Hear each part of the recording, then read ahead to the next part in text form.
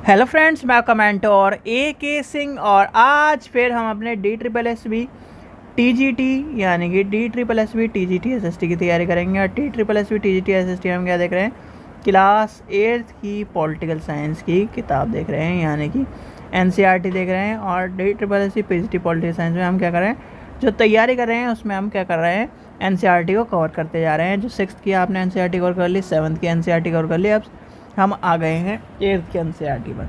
8th के NCERT पर और एक चीज़ का थोड़ा सा ये था कि आपको सबको कहीं ना कहीं प्लेलिस्ट की ज़रूरत थी। प्लेलिस्ट आपको कुछ दिनों में यानी कि आज या कल में आपको सारी प्लेलिस्ट बना के दे दी जाएगी, तो आपको उसकी टेंशन मत लीजिए। आज का चैप्टर क्या है, कानून की समझ। भाई कानून की समझ आपको क्यों होनी चाहिए? मैक्सिमम आप ये बताओ, आप क्या कर रहे हो, पढ़ाई कर रहे हो, आपने अपने अधिकारों के बारे में बात होती है। आपको अपने अधिकारों के बारे में जब जानकारी होगी तो कहीं ना कहीं आपको कानून की भी जानकारी होनी चाहिए। भाई कानून क्या कहता है, अधिकार क्या कहते हैं, आपके नियम क्या कहते हैं, ये सारी चीज़ें जब आपको पता होती हैं तब क्या कर पाते हो, आप अपने कार्य को क्या कर पाते हो, मर्यादा में रहकर, अपने कहीं ना कहीं कार्यों में रहकर अपनी जो चीज़ें हैं वो करते हो। जैसे कि आपका अधिकार क्या है, आपका अधिकार ये है कि कहीं ना कहीं आप क्या करो, शिक्षा को प्राप्त करो। यानी कि अभी क्या अधिकार है आपका, शिक्षा को प्राप्त करो और शिक्षा को प्राप्त करके एक बेहतर नौकरी लो। ठीक है, तो यानी कि अधिकार क्या होते हैं, सबके अलग अलग होते हैं और कानून के बारे में आपको पता होना चाहिए। अब कानून बनता कैसे है, सबसे पहली कंडीशन आती है संसद, यानी कि लोकसभा, राज्यसभा प्लस राष्ट्रपति जी के, यानी कि राष्ट्रपति जी के साइन से, यानी कि लोकसभा में पास हुआ कोई बिल, फिर राज्यसभा में गया, राज्यसभा से आपके राष्ट्रपति जी के पास गया और राष्ट्रपति जी ने मार दिया हस्ताक्षर और वो चला गया, वो बन गया एक तरह का कानून। तो कानून क्या है, सबसे पहले आपको पता होना चाहिए कानून कैसे बनता है। और कानून में आपसे अगर कभी भी आपसे पूछा जाए संसद क्या है, तो संसद है आपका लोकसभा प्लस राज्यसभा प्लस राष्ट्रपति। ठीक है, ये क्वेश्चन आपसे पूछा जाता है कानून के बारे में, या फिर आपसे कानून बनाने के, और कानून बनाने में सबसे महत्वपूर्ण योगदान इन्हीं का रहा है। फिर आता है आपका ये जो आपने कहा, यानी कि हिस्ट्री में आपने पढ़ा होगा कि 13 अप्रैल को क्या हुआ, अमृतसर में जलियांवाला बाग में एक क्या हुआ, नरसंहार हुआ, जिसमें कहीं ना कहीं क्या है, जनरल डायर ने एक तरह से गोलियाँ चलाई थी। तो ये आपको पता होगा, जो कि हमारे लिए क्वेश्चन इम्पोर्टेंट नहीं है।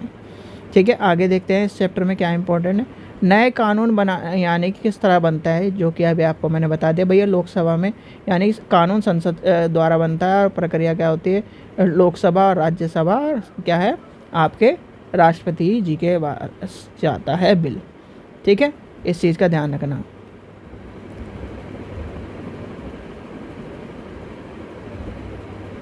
अब इसमें एक क्वेश्चन आता है, जैसे कि ये आपका क्वेश्चन आया है, 2006 में घरेलू हिंसा महिला सुरक्षा कानून लागू किया गया। ठीक है, इस चीज़ का ध्यान रखना, ये क्वेश्चन आपसे पूछा गया है तो आपको पता होना चाहिए।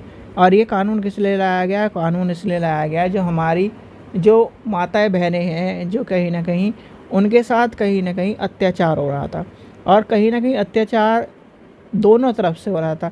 यानी कि महिला पक्ष की तरफ से भी अत्याचार हो रहा था और पुरुष पक्ष की तरफ से भी अत्याचार हो रहा था।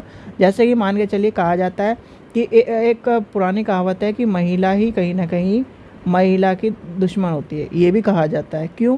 क्योंकि देखो, एक महिला, मैं सबके लिए नहीं कह रहा, मान के चलिए कोई एक महिला है, ठीक है, अब वो यानी कि अपने यानी कि लड़के की बहू को परेशान कर रही है, तो यानी कि महिला महिला पे अत्याचार कर रही है। तो कहीं ना कहीं इस पक्ष में जो सास है वो कहीं ना कहीं अत्याचार कर रही है, और कहीं ना कहीं उल्टा भी हो रहा है, यानी कि सास बहू के ऊपर अत्याचार कर रही है। तो इस चीज़ में भी कहीं ना कहीं आपको देखना पड़ेगा कि कहाँ पर क्या चीज़ की कमी है। पर ये जो यानी घरेलू हिंसा वाला जो क्राइटेरिया था, वो जो लाया गया है वो कहीं ना कहीं बेहतर था, पर जो मिसयूज़ कर रहे हैं आजकल वो गलत है।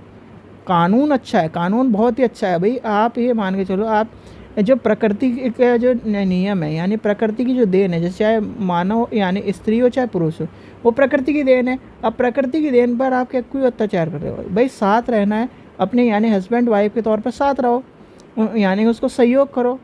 अब कोई आके कहने लगे, या लेडीज़ कहने लगे, या फिर मदर कहने लगे आजकल देखा जा रहा है कि जैसे कि लेडीज़ कहने लगती है मैं तो इनके साथ नहीं रहूँगी, मुझे तो अपने माँ बाप से मतलब है। भाई जब आपको अपने माँ बाप से मतलब है तो कहीं ना कहीं इन यानी कि पुरुष के भी तो माँ बाप है, या पुरुष क्या नाम कहीं ऐसे ही क्या नाम आया हुआ है, तो यानी उससे भी देखो, या फिर आप उससे पहले से लेके चलो।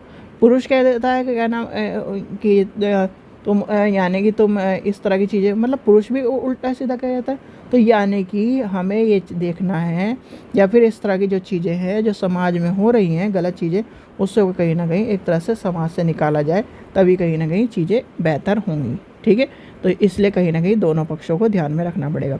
ये क्वेश्चन कहीं ना कहीं आपने पढ़ चुका है, तो ये आपने कक्षा किस में पढ़ा था, साथ में देखो लिख भी रहा है, तो इसलिए रिपीट कराने का कोई फ़ायदा नहीं है, इस चीज़ का ध्यान रखना।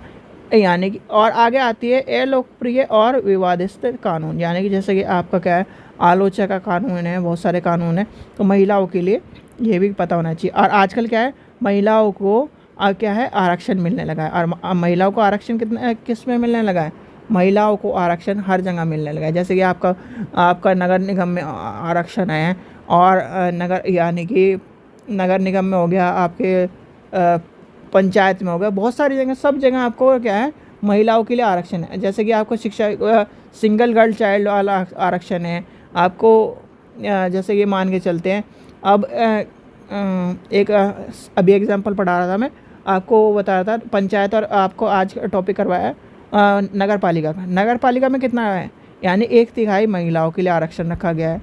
तो ये भी आपको कहीं ना कहीं ये सब चीज़ें पता होनी चाहिए कि आरक्षण क्या है कानून में, हमें पता होना चाहिए कि कानून क्या कहता है और कानून की शासन पर क्या बात है। जैसे कि आपका क्या आलोचना के हमारे ऊपर कोई भी यानी कि विकास क्रमता ये भी नहीं है। देशद्रोह, ये आपका क्वेश्चन बन सकता है कि देशद्रोह क्या है, तो ये पता होना चाहिए।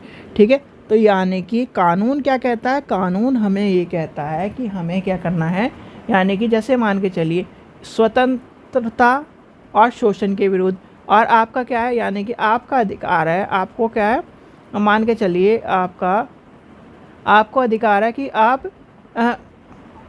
मान के चलिए आप गाने यानी कि आप कहीं भी घूम सकते हो, पर कहीं भी घूम नहीं सकते हो, ऐसी जगह नहीं घूम सकते, या फिर ऐसे स्थान पर नहीं जा सकते जो कहीं ना कहीं रिस्ट्रिक्शन पैदा करते हैं। ठीक है, तो इस चीज़ का मतलब यह है कि कानून भाई स्वतंत्रता दे रहा है, पर स्वतंत्रता देने के साथ साथ आपको उसमें बांध भी रहा है। तो इसलिए कहीं ना कहीं, और दूसरे क्या है भाई आपको स्वतंत्रता है, आप कुछ भी करो, पर दूसरे की स्वतंत्रता आप छीन नहीं सकते। तो ये भी कानून में आपको पता होना चाहिए। तो कानून क्या कहता है, कानून क्या कहता है, ये सब चीज़ें पता होनी चाहिए। ठीक है बच्चों, ये था छोटा टॉपिक आपका, यानी छोटा चैप्टर। आशा करता हूँ आपको वीडियो पसंद आई हो। वीडियो पसंद आए तो लाइक करें, चैनल को सब्सक्राइब करें, वीडियो को ज़्यादा शेयर करें। Thank you.